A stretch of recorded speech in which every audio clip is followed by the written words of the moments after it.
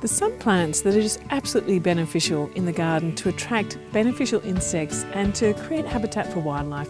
Hi, I'm Morag Gamble from our Permaculture Live for the Permaculture Education Institute, and welcome back into my garden for another Live at 5. This plant here is one of the plants that I've highly valued for a long time in my garden to create a constant set of flowers that attracts bees into my garden. Now, when my daughter was 4, she's now 13, she renamed this plant the bee bush because it was always buzzing. When you come past it during the middle of the day, it's just a buzz. And you get up close and you see all over these flowers, there's honeybees and there's little native bees all over it all day. And so what I do is I scatter these all throughout the garden. So there's pollinators, there's place for pollinators all throughout, which is really important to make sure that you have a really healthy garden happening. But it's not just that, it's also a place where little birds can come and hide. And the importance of that is that little birds are insectivorous birds. And so often people say to me, look, I get a whole lot of bug problems in my garden. What should I do about it? What should I spray? Or, how can I get bugs out of my vegetables? Well, one of the things I suggest is not necessarily to do anything about that, but to add diversity and to add habitat for the things that will actually come and take those bugs off for you. So little birds being insectivorous, I watch them and they come into these little shrubs that are here, and then they dart out and stand on the side of a kale, for example, and pick off the pests and back into these safe little spots.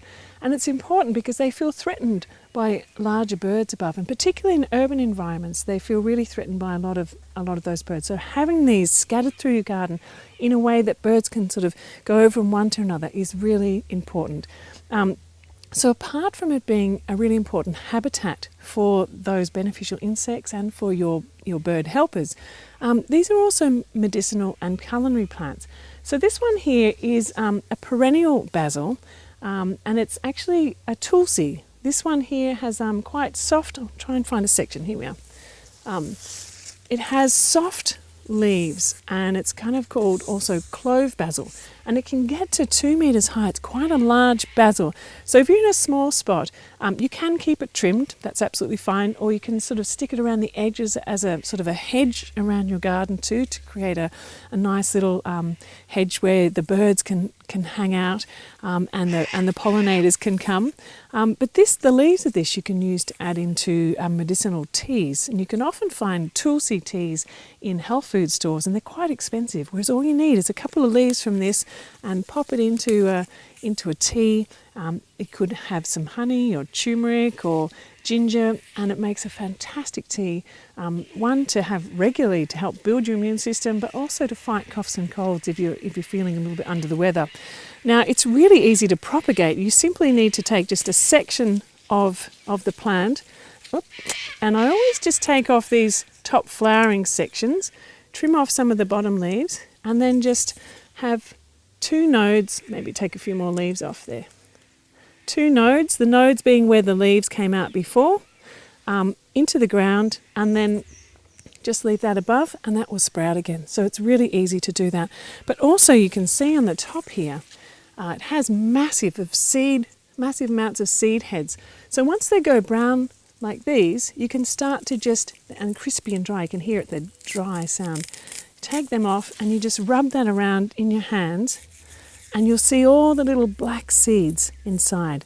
And then you can blow off the chaffy material, and you'll be left with the seeds underneath.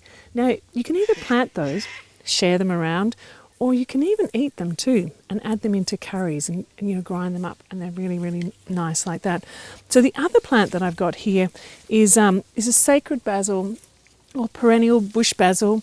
So different from the standard culinary basil that you used to, the sweet basil, these ones last for years, and they can get kind of a little bit leggy. By that I mean they get a bit woody and they can start to fall over a bit and maybe crack at their base. So actually giving them a good trim back every year helps them to come back nice and fresh. But these I've had in the garden for years, and when they start to look, maybe after about 5 years, like they're getting a little bit old and cracked and they're starting to die back, I'll take a whole lot of nice fresh tip cuttings from around the healthy bits and plant that back in other spots. So I've got this perpetual a number of these perennial basils happening in the garden. So this one here has smaller leaves, not so furry, but way more flowers all the time that are available for the bee. So I like to have a whole lot of different sorts of perennial basils going.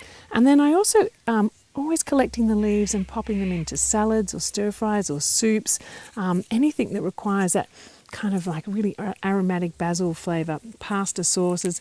It's different from your standard basil. It has more aroma than that, and it's quite an intense flavour, but it's nice. So if you're making, say, a pesto, I wouldn't maybe make a pesto entirely out of this, but I would blend it through with other things too. So culinary, medicinal, and habitat value, things like the sacred basil or the or otherwise known as Tulsi too, these ones are really, really fabulous to have in your garden. So they're very drought tolerant. They only need a little bit of water to keep them going, and you can grow them in a pot. So I'm sure there's somewhere in your garden, if you've got a relatively sort of warm and dry environment to pop them, they'll really absolutely thrive. So thanks for watching. I hope you'll come and join me again in my garden tomorrow at 5 and check out the stuff below. There's a whole lot of information there about things that you can do to get your garden really thriving, and also a 4-part permaculture series that you can check out what is permaculture and how to weave it into your life and your livelihood. All right, stay safe, take care, and I'll see you tomorrow.